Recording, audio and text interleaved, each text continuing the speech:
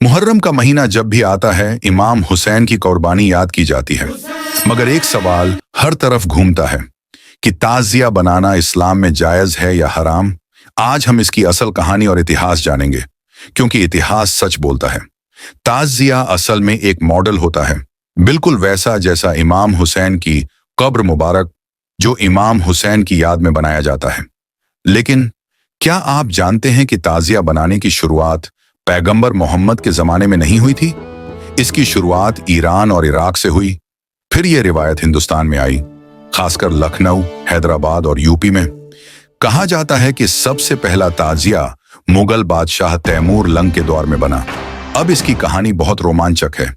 असल में तैमूर लंग तुर्की का रहने वाला था और उस वक्त 1330 से 1405 ईस्वी के बीच भारत का सुल्तान रहा। उस वक्त भारत, पाकिस्तान, अफगानिस्तान, बांग्लादेश ये सब छोटे मोटे देश नहीं थे, बल्कि ये सब मिलकर भारत हुआ करते थे। तैमूर लंग शिया मुसलमानों और इमाम हुसैन से बहुत प्रभावित था।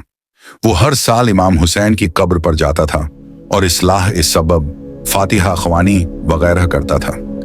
अब चाहे तूफान आए या बारिश, उसे अपनी हाजिरी देनी ही थी। मगर जब वो अपनी उम्र के पड़ाव पर पहुंचा तो उसे एक गंभीर बीमारी ने घेर लिया। कहते हैं कि तैमूर उस बीमारी में अपने बिस्तर पर ही पड़ा रहता था। अब जब उसका इमाम हुसैन की कब्र पर जाने का वक्त आया तो वो जा न सका, जिसकी वजह से वो बहुत उदास था। उसका एक मंत्री था जो शिया था। उसने लोगों में ऐलान करवा दिया कि जो भी शख्स इमाम हुसैन की कब्र, जो कि एक मकबरा नुमा खूबसूरत बना हुआ है, उसकी नकल करके तैमूर लंग के सामने पेश करेगा, उससे सुल्तान तैमूर खुश होंगे। ये बात शहर में आग की तरह फैल गई।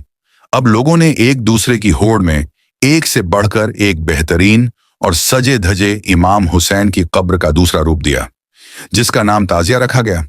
अब लोगों की इतनी तादाद हो गई कि सबको महल में ले जाना मुमकिन नहीं था, इसलिए सबको अपनी अपनी दस्तकारी लेकर एक मैदान में बुला लिया गया।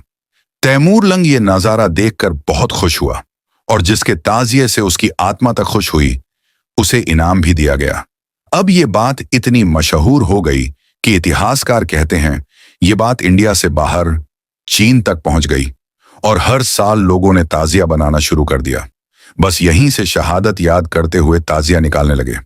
अब ये कहानी पैगंबर मोहम्मद साहब के दौर के बाद की है, इसलिए कुछ मुसलमान इसे सही मानते हैं, जिन्हें शिया कहा जाता है, और कुछ मुसलमान इसे हराम यानी गलत मानते हैं, जिन्हें सुन्नी कहा जाता है। आपका क्या कहना है? क्या ताजिया बनाना सही है? अपनी राय कमेंट में जरूर दें और अगर वीडियो पसंद आए तो लाइक करें, शेयर करें और चैनल को सब्सक्राइब करना ना भूलें।